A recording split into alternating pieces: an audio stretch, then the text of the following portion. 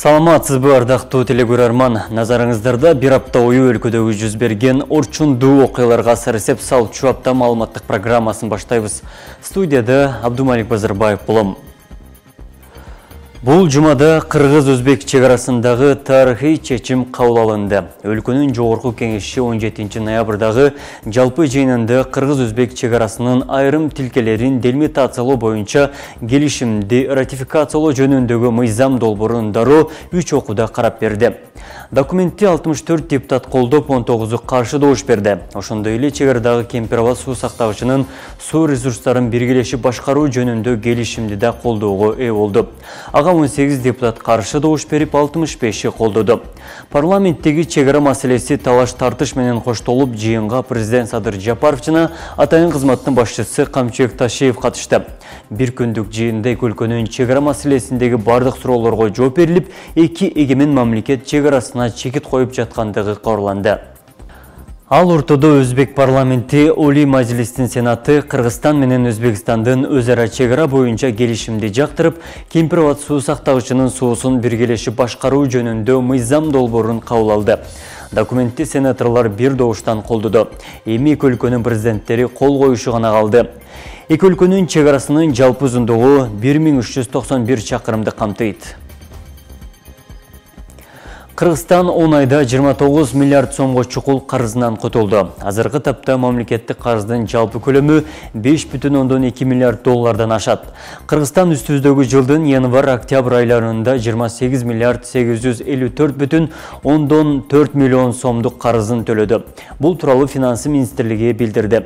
Анын ичинен мамлекеттик тышкы карызга 19,5 миллиард, ички бересеге 9,3 миллиард сом жумшалган. Ал эми ушул эле 10 айдын аралыгында республикалык бюджетке баалуу кагаздарды чыгаруудан 12,4 миллиард сом түшкөнү белгиленди. Азыркы тапта мамлекеттик карыздын жалпы көлөмү 5 миллиард 217,188 миллион долларды, кыргыз сомуна 418 миллиард 384,137 миллионду түзөт. Жума соңунда милиция кызматкерлеринин айлыгы көтөрүлдү. Ал эми тартип сакчылардын кошумча каражаты мамлекеттик чегаранын кыргыз-тажик тилкесинде делимитация жана демаркация процесстери толук аяктаганга чейин төлөнүп турары кабарланды. 2022 жылдын 19 сентябрында мамлекет башчысы Садыр Жапаров Кыргызстандын аскер кызматкерлерине жана укук коргоо органдарында иштегендерге акчалай үлүштү төлөө системасын өркүндөтүү жөнүндө жарлыгына кол койгон.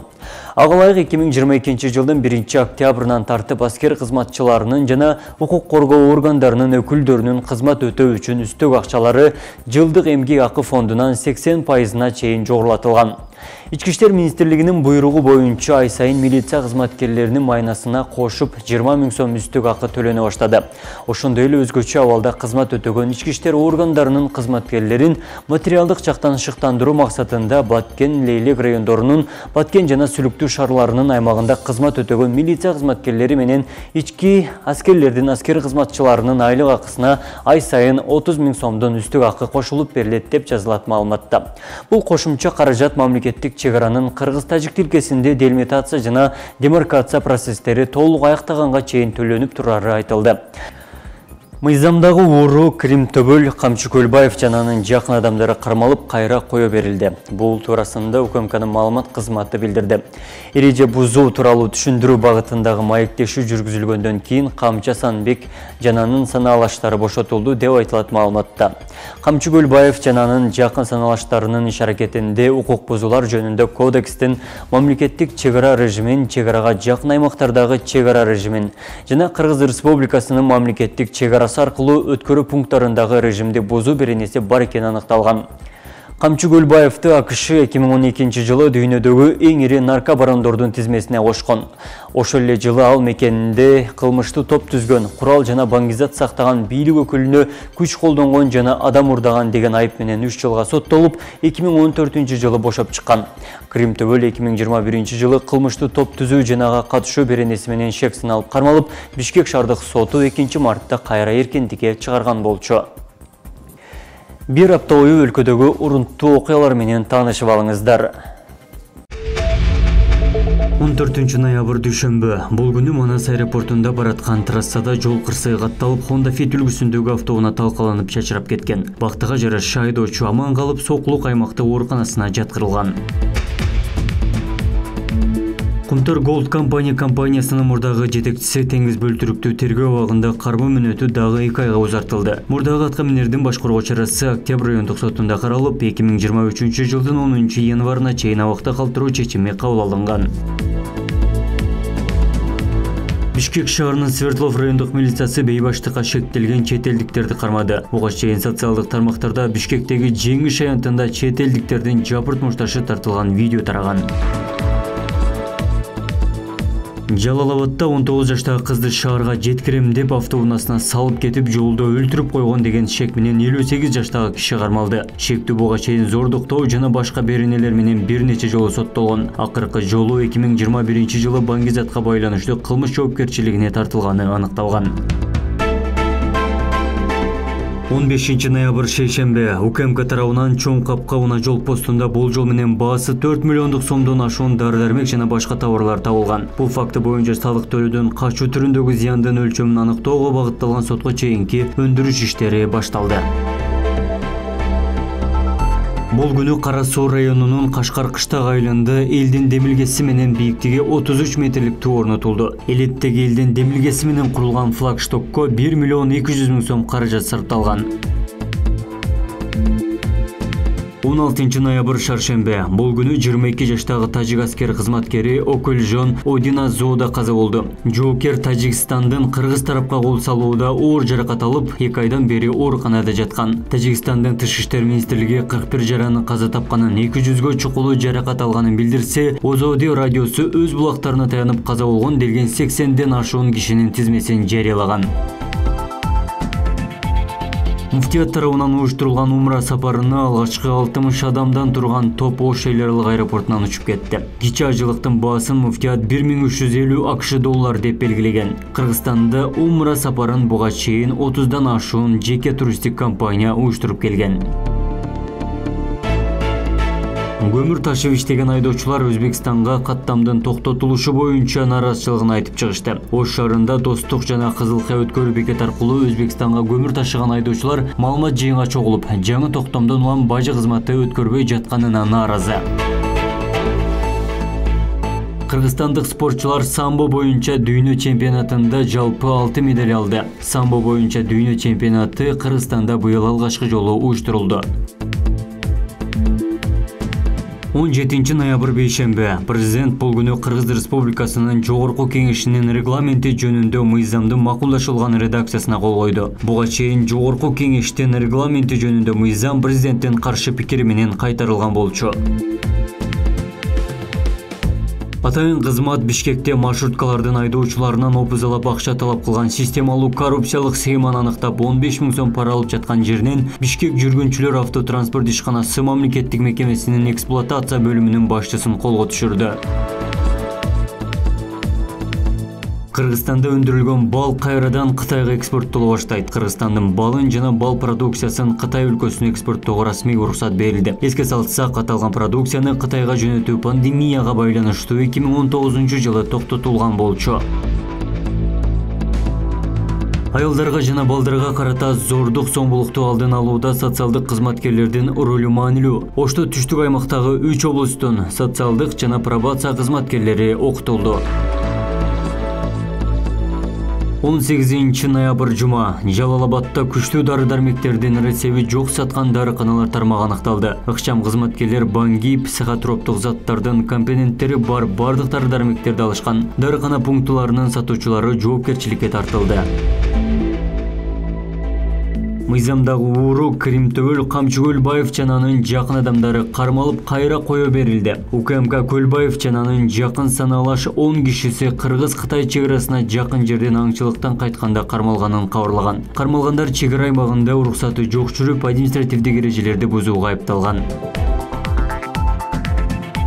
Өзбекстандын Самарканд шаарында Кыргызстандын Тышкы иштер министринин орун басары жетектеген делегация Европа биримдиги Борбор Азия форматында министрлердин 18-чи жыйынына катышты. Анда коопсуздук, соода-экономикалык, суу-энергетикалык кызматташуу, айлана чөйрөнү коргоо, билим берүү жана инновациялар чөйрөсүндөгү аймактар аралык кызматташуу талкууланган.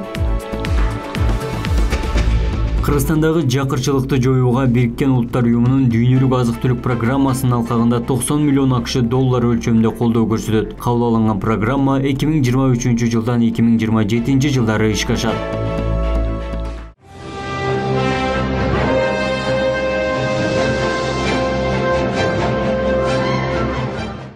Бул аптанын бейшембисинде Кыргыз-Өзбек чегарасын тактоо жана Кемпирабад суу сактагычынын суусун биргелешип башкаруу жөнүндө мыйзам долбоору ратификациядан өттү. Жыйынга президент Садыр Жапаров катышып, бул күнү тарыхый чечим кабыл алынгандыгын белгиледи. Муну менен Өзбекстан менен чегара маселесине чекит коюлгандыгын айтты. Ал эми эксперттер чегара маселесин чечүү тынчтык жолу менен гана чечилиш керектигин белгилешет.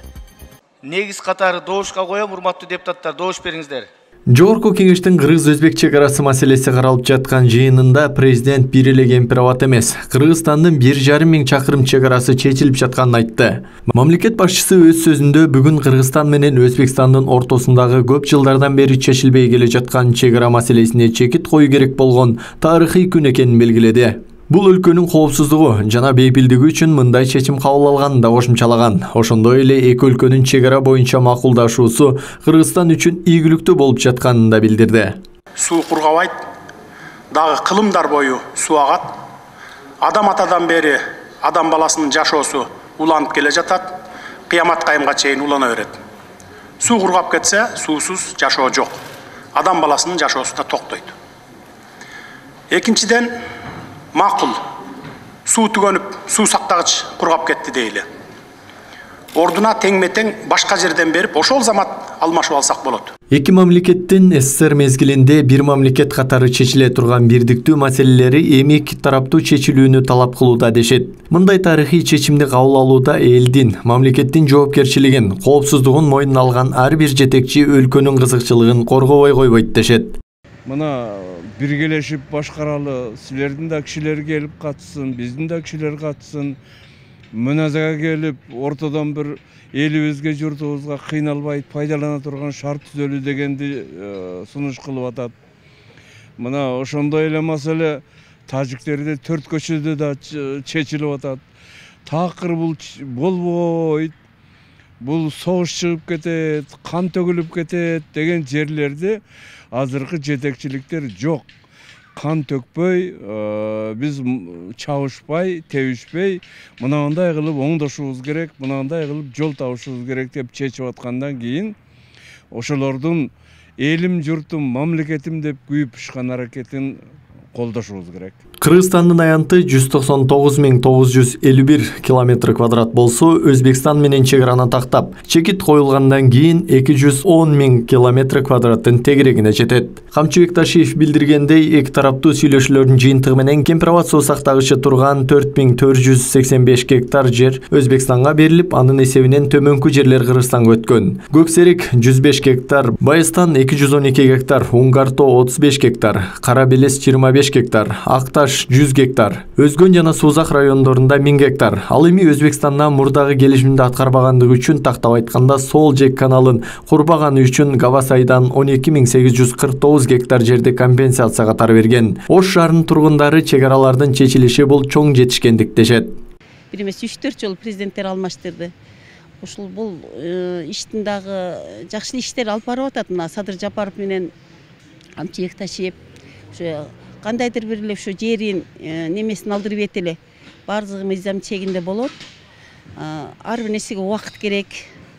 Аны биздин кыргызстандыктар кээ биркилер туура түшүнүп атат, кээ биркилер туура эмес маалымат берип атышат. Бардык нерсеге убакыт керек. Бул канча жылдан бери чечилбей аткан нерсе азыр чечилди. Эл үчүн деле жакшы болду да, бул кийинкиси жакшы. Уруш талаш болбойт. Эми каршы чыгып аткандар амал талашкандар да. Каршы чыгып аткандар белгилүү эле болуп турбайбы? Алар эмнесинен каршы? Барын түшүндүрүп берди. Отийдо, жибине чейин. Дагы эмне керек билбейм. Кече итак көрүп турдуңар телевизордун. Бардығын айтып берді ғой. Еш нәрсе қалған жоқ. Так айтып берди деп ойлоп атабыз чындыгында. Так мурда деле ошо так эле болгон. Чынды. Биз билгенден бул Кемпирабадтын суусу гана Өзбекстанга керек болгон. Жери керек эмес болгон. Бул эми сиздерде чечилген нерсе бул. Өзбекстан менен чегараларды тактоо Кыргызстан үчүн тажик чегарасына биротоло көңүл буруга негиз болот. Ал эми коңшу стратегиялык өлкөлөр менен чегаралардын дипломатиялык жол менен чечилиши ынак коңшулуктун, достуктун, мамиленин жакшырышына жол ачат дешет. Исак Туратбеков, Бектур Мойдонов, Ош ТВ. Өлкөнүн чегарасын чечүү дипломатиялык жол менен гана ишке ашышы керек. Тажикстанда эки мамлекеттин чегарасы боюнча өкмөттүк делегациялардын кезектеги кеңешмеси өттү. Тажик тарап менен чегараны тактоого Орусия ортомчулук кылууну демилгелеп, Москвадагы архивдик картаны иликтөөгө алмай болгон эле. Ал арада Кыргыз-Тажик чегарасын Ирандагы көмөк көрсөтүүнү сунуштаган. Эгемендиктен бери эң негизги көйгөйгө айланып, кандуу окуяларга алып келген чегара маселесине ортомчулук керекпи? Тажикстандын борбору Дүйшөмбү шаарында Кыргыз-Тажик чегарасы боюнча өкмөттөр аралык делегациянын биргелешкен отуруму уюштурулду. Эки тараптуу жолугушууга Тайын кызматтын башчысы Камчыбек Ташиев баштаган курам катышкан. Ал эми Тажикстандан Коопсуздук комитетинин төрагасы Сай Момин Етимов да болгон. Эки тарап тиешелүү протоколго кол коюп, бирок документтердин мазмуну ачыкталган эмес. Маалыматта жолугушуу достук жана өз ара түшүнүшүү маанайында өткөнү өкмөттөр аралык комиссиянын кезектеги жыйыны Кыргызстанда болору кабарланды.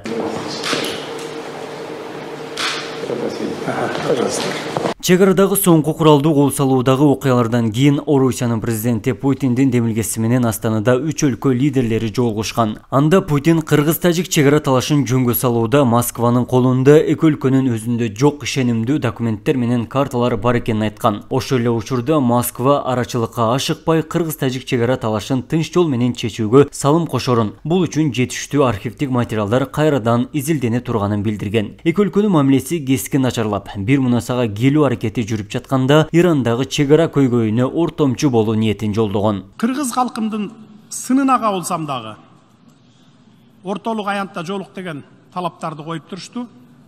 2021 жылдын июнунда Дүйшөмбү шаарына учуп барып, чегара боюнча өз ара пайдалуу чечимди табууга аракет кылып, президент Рахмон менен жолугуштум. Элим үчүн мен сүйлөшүүлөргө ошол күндөгүдөй 10 саат эле коротпостон бул маселени биротоло чечүү үчүн канча болсо да убактымды дагы деле коротууга даярмын.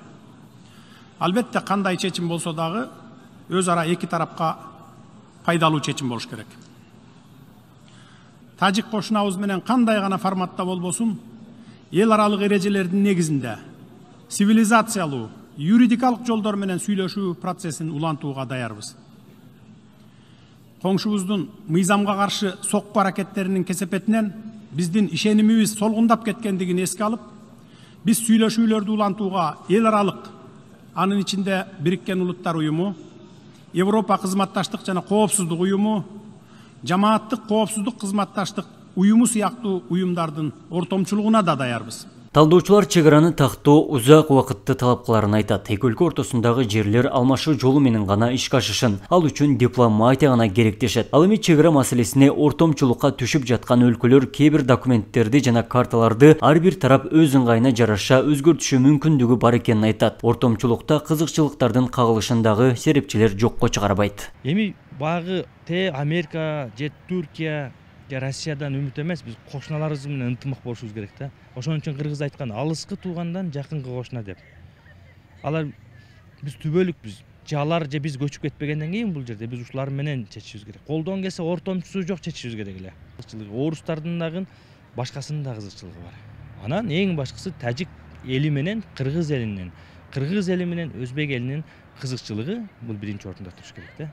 Себеби бул экөө өмүр бою чогуу жашайт. Биз Иран менен чектешпейбиз, биз Россия менен чектешпейбиз. Албетте Иранды айта албайбыз, бирок Иран, Россияда карызыбыз бар, мигранттарыбыз бар. Путин деле кече бекер айткан жок.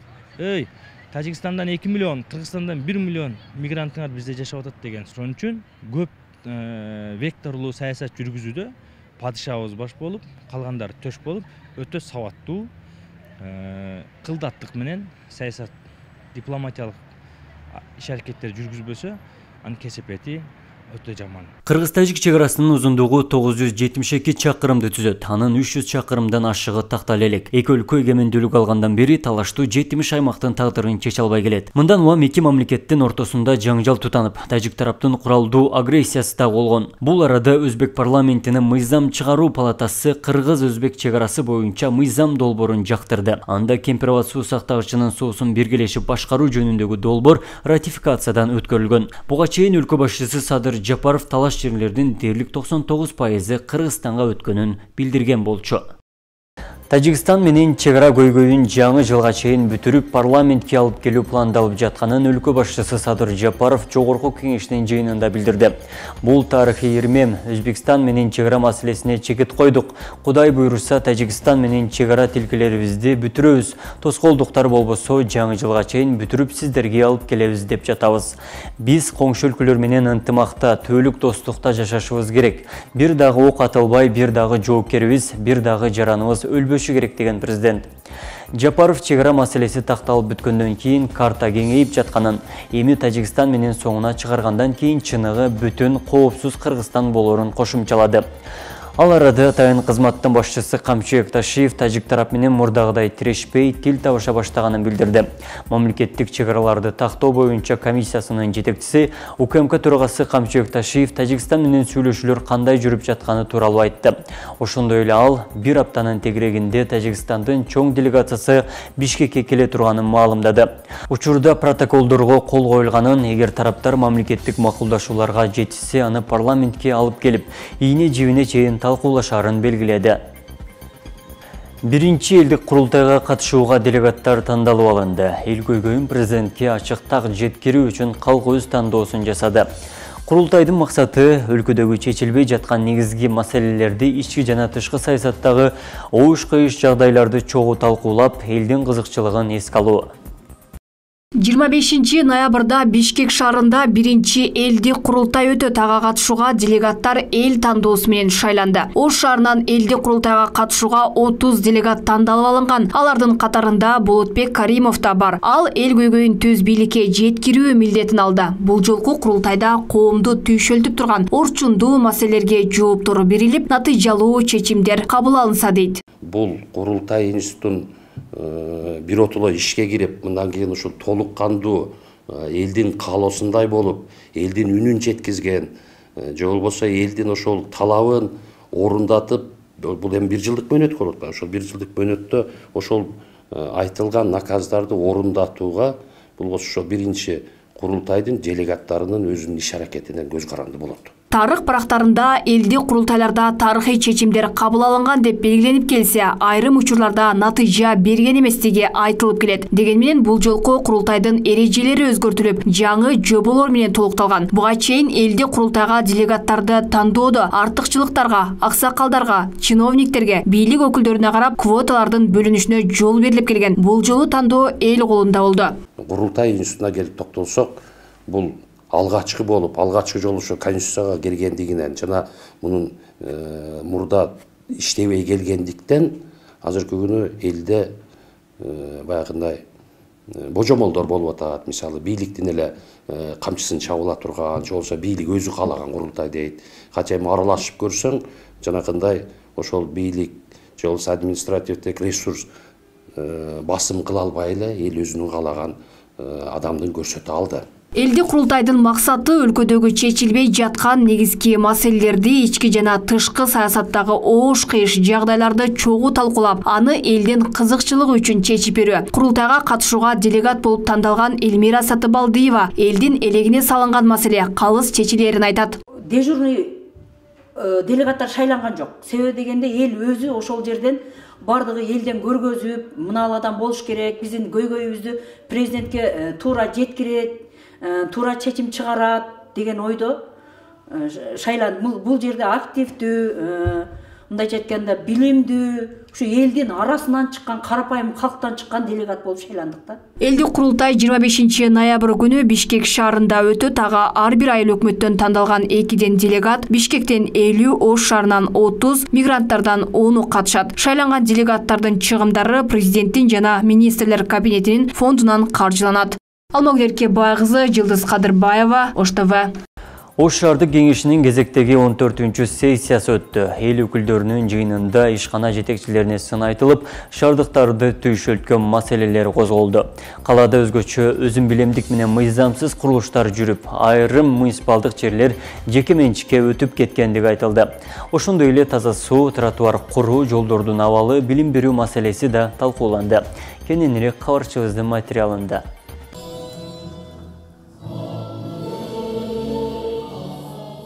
Ош шаардык кеңешинин кезектеги сессиясында 14 маселе күн тартибине киргизилип, алгач эле жерлер жеке тараптарга берилип, мыйзамсыз курулуштар жүрүп жаткандыгын депутат айтып чыкты.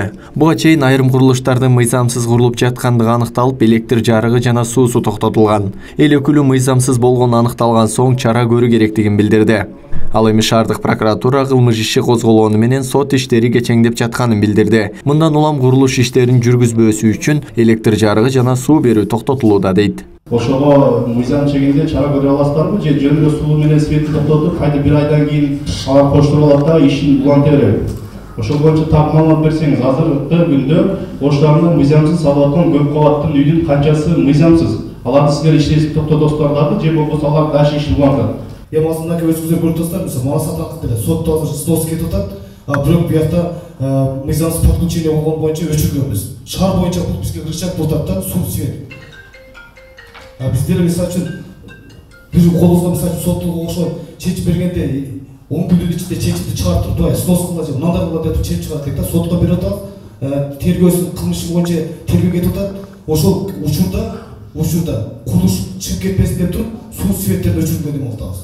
Ал эми Ош шаардык прокуратурасы тарабынан териштирүү иштеринин негизинде мурдагы бийлик өкүлдөрү тарабынан 6 муниципалдык жер жеке тараптарга өтүп кеткендиги аныкталган. Ошондой эле социалдык объектилер да бар. Буга чейин Ош шаарында 35 бала бакча менчикке өтүп кеткендиги айтылган. Айрым мекемелер бала бакча мектеп статусун алып, бирок башка багытта иш алып барып келгендиги да ачыкталган. Ош шаардык прокуратурасы бул объектилер боюнча бир нече рет сотко берген. Бирок соттун чечими көпчүлүк учурда аныкталган фактыларга карабастан жеке жактардын пайдасына чыгып жаткандыгы айтылды. Эгерде адилеттүү чечим чыкпаса, сотторго да чара көрүлүшү мүмкүн.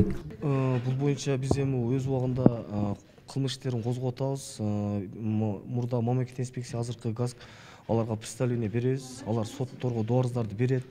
Соттордон көбүнчө ушул өзүңүздөргө белгилүү болгондой соттор ушундай чечимдерди чыгарып коюп атат. Кээ бир учурларда кызыл сызыкка карабай чечимдерди кабыл алып койгон фактылар бар. Булар боюнча дагы сотторго дагы жетет оценкаларчы. Эми соттун чечимине даттанып атабыз жогорку инстанцияларга. Алардан жеңип чыккан болсо, сотторго дагы кылмыш иштери козголот. Мыйзамсыз чыгарган чечимдер боюнча. Быйылкы жылы муниципалдык менчик башкармалыгына 55 жер, тактап айтканда 2 миллион 316 миң чарчы метр жер өткөрүлгөн. Шаарда бала бакча жетишсиздиги негизги көйгөй. Мындан улам эл өкүлү Ош шаардык ооруканасынын мурдагы орду муниципалдык менчикке өткөрүлдүгүнө байланыштуу бала бакча курууга же майыптуулугу бар жарандардын борборун ачууга берүүнү сунуштады. Ош мамлекеттик университетине эски шаардык оорукананын имаратындагы жерди өткөрүп, кайсы бир гектарды айтканда, андан ашыкча булардын балансында эсептелинбеген 63 сотук жер чыкты. Аны Ошго өзүнүн терең маданияттуулугун билдирди да кайрып берди. Буну биз албайбыз деп. Эми ошол жерге ошону баштаса болот да деген сунушту берип атабыз. Бул жерден шаардык муниципалдык менчик башкармалыктын эки чоң ор койгон кемчилиги болуп турат. Биринчиден, өзүнүн балансындагы жерлерди так билбегендиги, өздөштүрүлбөгөндүк. Экинчиси, бар ресурсун шаардын мүмкүнчүлүгү үчүн колдонбогондук. Эски шаардык оорукана бүгүнкү күндө 2 гектардан ашык жери бул СНБга өткөрүлүп берилди. Калган жери ашыкча жерлери бүгүнкү күндө госактта алынып, биздин управление муниципальной собственностунун балансына алынган. Анан дальнейший ал жерге бул жер эми социальный объект болгон үчүн социалдык объекттер курулат деген ойдомун. Аны дальнейший эми көрөбүз. Кийинки жылы кандай финансирование, эмне жөнүндө пландарды ишке ашырабыз 23-тө билинет да. Ошондой эле жыйында шаар ичинде аялдамаларды көбөйтүү маселеси да каралды. Бул жылы 10 жаңы аялдама куруу үчүн 5 миллион каражат бөлүнгөнү айтылды. Исак Туратбеков, Ош ТВ жаңылыктары. Айдоочулук көлүк берүүдөгү коррупциянын элементтери ачыкталды. Чүй облусунда Уна мамлекеттик мекемесинин кызматкерлери пара талап кылганга шектелип кармалды. Бул арада Жалал Абад облусунда да айдоочулук көлүк берүү учурундагы коррупция ачыкталды. Мындан улам өлкө башчысы ар кыл коррупциялык схемаларды түзүп, мамлекеттик кызматты жеке өз кызыкчылыгына пайдалангандарга катаал чаралар колдонуларын эскертти.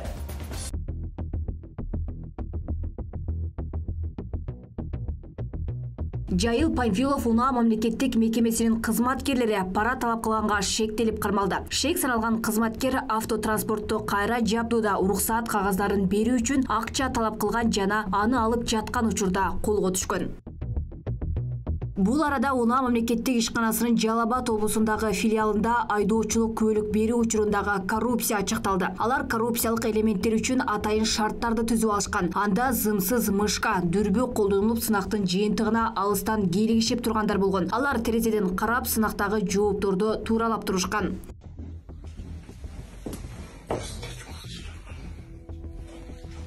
Бул багытта мамлекет башчы Садыр Жапаров пикирин билдирип, коррупциялык схемаларды түзүп, мамлекеттик кызматты жеке өз кызыкчылыгына пайдалангандарга катаал чаралар колдонуларын эскертти. Өлкө башчы эми мурдагыдай тааныш, билиш же акчанын күчүнө салып айдоочулук көлүк алууга жол берилбей тургандыгын айтты. Аны менен катар президент бул тармактагы чириген системаны жоюуга салым кошууга чакырган.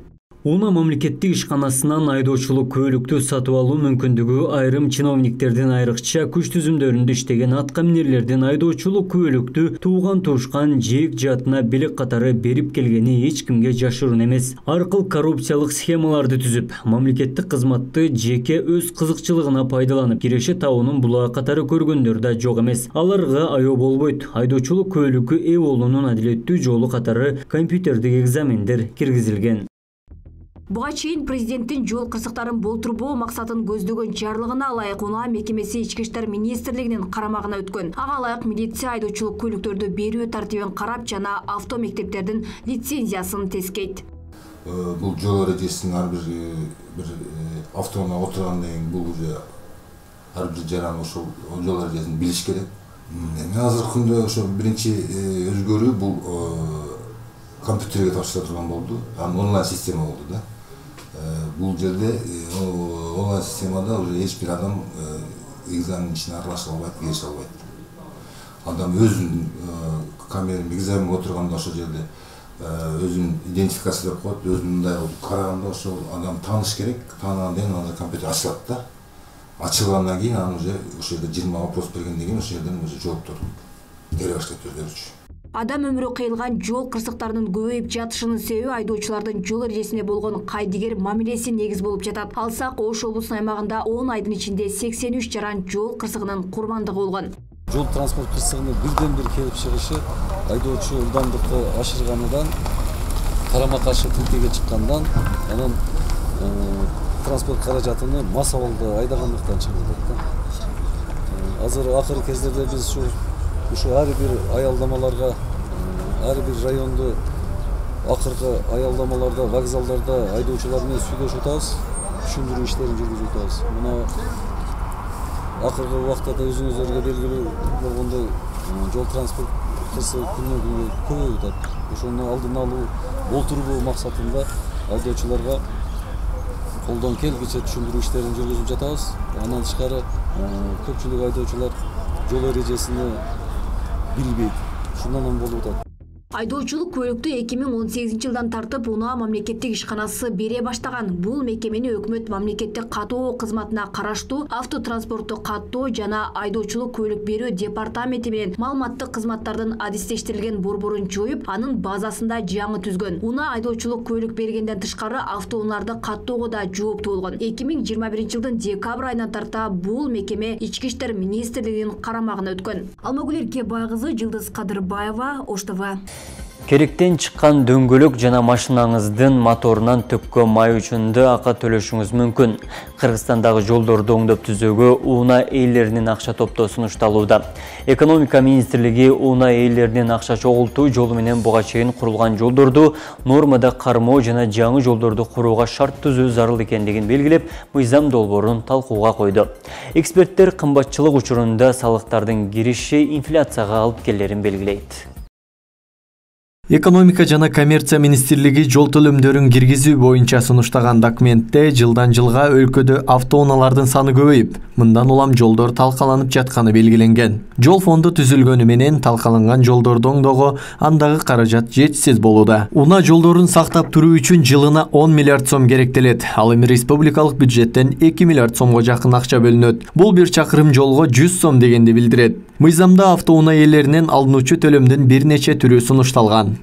Жолдорду оңдоп түзөөгө жана аларды жакшы абалда кармоого каражат топтоо, автоунаалардын дөңгөлөктөрүн, анын ичинде мурда колдонулган дөңгөлөктөрдү утилизациялоого каражат топтоо, транспорт каражаттарынын жарактан чыккан тетиктерин, иштетилген майларды утилизациялоо.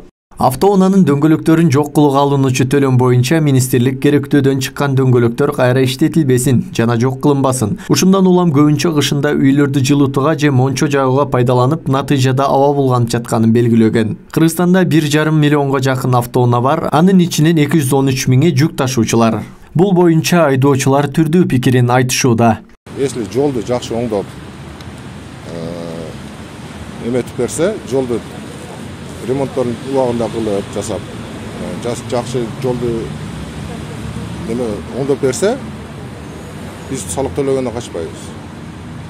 Транспорттун салыгын төлөп атабыз, патент төлөп атабыз айына. Айдоочуларга оор да, запчастары кымбат, баллондор кымбат. Эми айла жок, ушу жакын 20-30 ашып барса 50 километр жүрөбүз. Ошого чейин эптеп баллондорду неме кылып тирлик кылып атабыз да. Онун башка эч немеси жок. Эми обязательно салык закон чыгарып алып жаңы баллон алуу деген биз ам жолго карап чыгабыз. Кызыктай эле маселе. Бензиндин ар бир литрине себеби бизде ошого даражалуу акча табуу болсо, ушу водительдердинчи, ондо ошо салык боюнча биз макулбуз. Себеби тапкан акчабыздын процентинен ошону төлөп берүүгө бар жок водительдер макул да. Эгерде ошого жетпей эле процентине салык кылса, ого нараазычылык көп туулат да бул жердечи. Жолдорду оңдоо жана аны жакшы абалда кармоо үчүн каражат айдоочулар унаасына койгон күйүүчү майдын ар бир литрине аныкталган бир сумманы алуу менен топтолот. Мында ким унаа менен көп жүрсө, ал ошончо көп төлөйт деген принципти колдонгон өлкөлөрдүн практикасы пайдаланылат жана баары сапаттуу жолдо жүрүшөт. Жол оңдоого каражат топтоо, күйүүчү майга салык алуу Казакстанда, Белоруссияда, Азербайжанда, Грузияда жана башка өлкөлөрдө колдонулат деп жазылган. Экономикалык абал туруксуз болуп турган учурда киргизүү менимче эртелик кылат. Себеби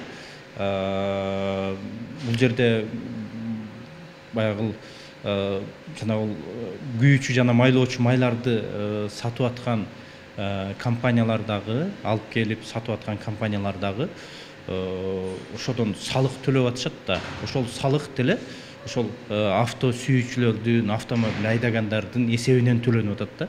Ошондуктан бир эле тараптан бир нече жолу салык алынганга барабар болуп калып атат да. Ошондуктан бул жерде баягы бир социалдык нааразычылыкка алып келбей чечим болуш керек. Менимче бул мыйзам долбоору биринчиден чийки жана эртелик кылат. Буга чейин да эл аралык маанидеги жолдордогу жүк ташуучу унааларга салык киргизүү боюнча мыйзам долбоору жазылып, анын негизинде жол фонду ачылган. Анда салык жыл сайын ар бир чакырымга 2 сомдон кошулуп турары айтылган. Ошондой эле учурда унааларга видеорегистратор милдеттүү түрдө орнотуу долбоору да коомдук талкууда. Исак Торатбеков, Бектур Мойдунов, Ош ТВ.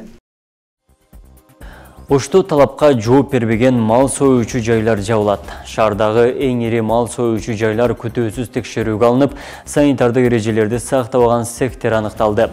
Улуттун ден соолугу үчүн эттин сапаты жана союлушундагы тазалык маанилүү экенин ветеринар адистер эскертет. Кененирээк кийинки сюжетте.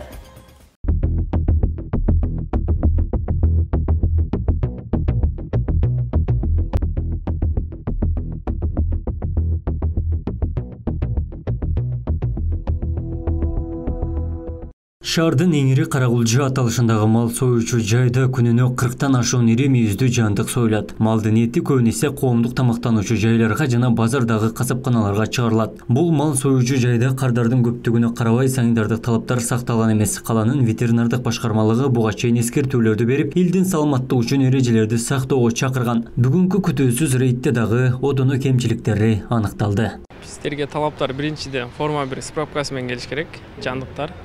Ошонун негизинде биз берден сойдурабыз, анан форма 2 справка чыгарабыз. Анан сатууга через лаборатория кетет. Бул жер Карагулжа мал союучу жайы, шаардык ветеринарияга карайт. Шаардын ортосундагы бул мал союучу жайда буга чейин айыппул салынып, талаптар катууланткан учурда санитардык эрежелер сакталып, ар бир союлган малдын каттоосу жана тазалыгы көзөмөлгө алынганы байкалып турду. Союла турган жандыктын эти электрондук каттоодон чыккандан кийин ветеринардык адистин көзөмөлү менен лабораториядан өткөндөн кийин гана сатыкка чыгат. Бул жайда жарыктандыруу жана ичеги карындарды тазалоону жакшыртуу үчүн адистер тарабынан сунуштар берилди. Биз да аракет кылып атабыз. Биз элибизге ушу таза продукция жетиргенге аракеттелик кылып атабыз. Дагы ремонтторду жасайбыз. Ушу ветеринарияның айткан бизге койгон талаптарын аткарышка биз аракет кылабыз. Малдын документи боюнча биринчи бизге малдар келгенде машинеден түшүрбөй туруп биз осмотр кылып карайбыз. Бир кандайдыр бир ооруга күмөн болуп неме болсо түшүрбөй киргизбейбиз. Биринчиден бира справка менен анан киргизип бирка номер менен анан биз базадан чыгарып, жерден каттап, анан союшка киргизебиз. Малдын несине биз шарт түзүп бердик. Мурда жалып болчу. Мен качан 50 километрге, 40 километрге барам дегенче, бүгүнкү күндө биз шарт түзүп бердик. Ошол жерде үйүндө отуруп эле ветврачтын дарегине звонок кылса, мынанчанчы биркадагы номерим сатам десе, ал базасынан карап туруп эле частный ветеринарда болот. Чыгыштап берет. Чыгыштап берет. Сатканга и сойгонго уруксат деп жөнөтөт. Чыгыштагандан кийин биз мынандагы принтерден өзүбүз чыгарып алабыз, тиркеп коебуз. Анан малдын несі дагы ошол WhatsApp менен келип туруп ветврачка көрсөтөт, милицияга көрсөтсө болот, мал базарга ушуну эле мына меники десе кабыл алына берет. Отур мал союлчу жай 2 жыл мурун заманбап шарты менен ачылган. Текшерүү учурунда санитардык нормалардын сакталышы байкалды. Мал союлчу жай күнүнө 100 ири мүйүздүү жандыктын этин алууга ылайыкташып, заманбап муздаткычтары дагы коюлган. Бул жай ЭЭПтен каттоосун алынып, коңшу өлкөлөргө дагы этти экспорттоого уруксат кагаздары бар. 2020-жылдын март айынан бери иштеп атабыз. Жергиликтүү жана Евросоюздун реестрине катталганбыз. Уруксатыбыз бар, ушул территорияга биз эт чыгарып сатсак болот. Андан бөлөк дагы биздин максаттар бар. Мына бул ХАСП стандартына кошулуп, алыскы чет өлкөлөргө дагы эт чыгарышка аракет кылып турабыз, бирок пока ал жак менен азыркы себептер менен, баалардын себебинен биз ал жакка пока чыга элекпиз. Шаардын ветеринардык башкармалыгы союла турган малдын каттоосун толук электрондоштурган. Эт сатып алуучу кардар өзүнүн тамагаш коопсуздугу үчүн QR кодду аркылуу малдын этин аныктап алса болот. Ветеринардык кызмат мал союлчу жайлардын абалы талапка жооп бермей, сайын күтүүсүз текшерүүлөрдү улантып, айыппул салууну токтотпой турганын эскертишет. Кайсы мал каяктан келип, кайсы документ менен союлуп атканда бардык көзөмөлдөнүп турат. Мал союучу жайдан союлгандан кийин шаардагы 3 лаборатория ветсанитарлык экспертиза жайгашкан. Ошол жерге барып, дополнительный экспертизадан өтүп, анан экспертиза негизинде протокол испытания ушул сатканга, колдонгонго, коомдук тамактануучу жайларга чыгарылат. Бүгүнкү күндө азыр силер менен чогуу мал союучу жайлардын абалын менен тааныштык. Эми арасында кемчиликтер аныкталды. Бирок биз ветеринардык башкармалык тарабынан ар бир мал союучу жайга ветеринардык көрсөтмө берилген.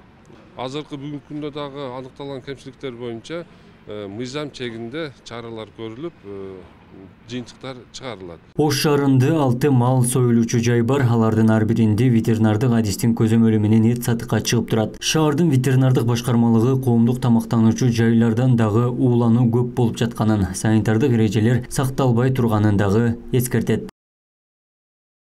Ош шаарындагы ипотекалык негизде берилген үйлөрдүн баасы кымбаттады. Шаардык кеңештин депутаттары мурдагы белгиленген баа өзгөртүлүп, жеке компаниялардын баасында берилип жаткандыгын айтышат. Ал эми муниципалдык ипотекалык ишкана курулуш материалдарынын кымбаттыгынан жөө келтирүүдө. Батирлердин баасынын кымбаттоосуна эмне себеп болгон? Кабарчыбыз Исхак Туратбеков баяндайт. Ош шаардык кеңешинин 15 ноябрь күнү өткөн кезектеги 14 сессиясында депутат Эсенбек Арзиев ипотекалык негизде бериле турган үйлөрдүн баасы боюнча маселе көтөргөн. $350 ашпасын деп белгиленген батирлердин 1 чарчы метри учурда $490 жеткендигин айтты. Муниципалдык үйлөр үчүн бул кымбат баа экендигин билдирип, $490 жеке компаниялардан да батирди 10 жылга сатып алса болорун билдирген. Bir kvadratmetre $330'dan çöp biz bütün periyodda ilgi жасалган болушунdan азыр айызода берип атсак $490. Ортодогу айырмачылыгы менин эсебим, хам эсебим боюнча 1.280 миллион. Мындайча алганда 105 миллион сом. Эмне үчүн мынчалык кымбат кетти? Биз бул элдин акчасын элге бир жеткиликтүү турак жай салынсын деп бергенбиз. Эми $490 жеке менчикке салды. Акчасы жок. Büyük nesnenin farklı jeke menşikte salsa sizlerde ошол наличка акча туруп, бүт бычак колуңуздарда туруп, 1 квадрат метрин $490 чыгарып. Биринчи кабаты жана подвалы, мындайча айтканда, унаа токтотуучу жайлар үйдүн баасын 3,5 көтөрөт. Биздин биринчи кабат коммерциялык уюмдарга бериле турган биринчи кабаты жана подвалы, унаа коюучу токтотуучу жай үйдүн баасындай эле болуп бөлүштүрүлүп, Ош шаарынын мэриясынын балансына көрүп берилип атат. Анткени Ош шаарынын мэриясынын балансында турган жер. Ал эми шаардык мэриянын ипотекалык ишканасы курулуш иштерине керектелүүчү материалдардын кымбаттап кеткендигин жүйө келтирген. 2019 жылы курулган үйдүн орду 24 миллионго муниципалдык башкармалыктан сатылып алынган. Ал эми үйдүн жер төлөсү жана биринчи кабаты курулуш чыгымдарынын 50% жабышы керек деп эсептелген. Бирок имарат мэриянын балансында болгондуктан коммерциялык негизде бериле турган 2 кабат башка үйлөрдүн баасында мэрияга берилген. Мындан уламда батирдин баасы өскөндүгү белгиленди. Бирок ипотекалык үйлөрдүн жеке компаниялардан өзгөчөлүгү бардык шарттар түзүлүп, ремонт иштери аяктап, жашоого даяр болгон батирлер берилери айтылды. Баа бир аз кымбатыраак, бирок ошол эле учурда башка курулуш компаниялар курган турак үйлөрдөн бир нерче арзан. Анткени биздин турак үйлөр ремонту менен даяр болуп берилет, жашоо шартка ыңгайлуу, бизден алган жарандар кирип жашаганга даяр болуп берилет. Бүгүнкү күндө турак үйдүн баасы 40.826 сомду түздү. Бул баага ошол курулушка кеткен бардык чыгымдар кирген. Курулуш материалдары, курулуш иштери, ошондой эле бардык коммуналдык сфераларга кошулуулары. Курманжан Атка көчөсүндө курулган үй 9 кабаттан турат. Турак үй 90 бөлмөдөн туруп, балдар ойночу аянтчасы, унаа коюучу жайларды куруу каралган. Көп кабаттуу үйдүн курулушу пандемияга чейин башталган. Курулушундагы материалдар 2019 жылга салыштырмалуу 2-3 эсеге кымбаттаган. Ипотекалык үйлөр боюнча комиссиянын мүчөлөрү батирдин кымбатташына жакынкы күндөрү Курманжан Атка көчөсү аркылуу жылуулук турбаларын киргизүү себеп болгон дешет. Анын жасалышына тесттен же мэриядан акча каражаты берилген эмес. Батирдин ар бир чарчы метринин баасына кошулган дешет. Жылуулук турбаларын алмаштырганда дал ушул ипотекалык ишкананын акчасына жыл турбаларын алмаштырды деп айтып атышат да. Ошонун турбалардын кеткен чыгымдарын баягы үйдүн себестоимостуна кошуп койду делген да. Бирок эми бул жерде аябай спорный суроолор бар да, талаш маселелер бар. Эми ТЭЦке мен кылып бере албайм, бизде мүмкүнчүлүк жок дейт. Бирок булар жасап бериш керек дейт. Бүгүнкү күндө шаарда жеке ишканалар, жеке курулуш компаниялар эмне болбосун бардыгын өзү тартат. Ошол бардык нерсени өзү жасаган үчүн бул ипотекалык ишкананы деле ушундай кылып коюшту да. Эми ипотекалык бул мамлекеттик, муниципалдык болгондон кийин бир аз бул ишкана поддержка болуш керек негизичи. Шаардык кеңештин депутаты жыйында белгилегендей, Ош шаарындагы жеке компаниялардан 10 жылга бөлүп төлөө менен батирдин 1 чарчы метрин алуу $490 бааланбайт. Көп кабаттуу үйлөрдө ипотеканын мөөнөтүнө карап $650 башталат. Исхак Туратбеков, Бектур Мойдонов, Ош ТВ. Баткендиктерге жеңилдетилген шартта кредит берилет. Башкы каржылык тескөөчү орган коммерциялык банктарга бир катар сунуштама берген. Улуттук банк Баткен облусунда ишкердик жүргүзгөндөрдү жана тажик тараптын кол салуусунан жабыркаган тургундарды колдоо максатында жеңилдетилген шартта найса берүү токтомун кабыл алды. Улуттук банк коммерциялык банктарга, микрофинансылык уюмдарга жана кепилдик фондго Баткенде ишкердик жүргүзгөн насыя алуучулардын кредит кепилдик алууга табыштамаларын артыкчылык берип кароону сунуштайт. Ошондой эле кредиттерди берүү боюнча өзүнүн ички жол жоболорун кайра карап чыгуу зарылчылыгын айткан. Мындан тышкары насыялык рейтингдин негизинде берилген кредиттин өлчөмү көбөйтүлүп керектүү акчаларын берүүдө алуучунун орточо айлык кирешесине болгон катышы кайра каралып чыкканы белгиленди. Жараткан жергебизге тынчтык, элибизге бакубат жашоо берсин. Сиздер узап бара жаткан жуманын негизги окуяларына саресип салган апта маалыматтык программасына күбө болдуңуздар.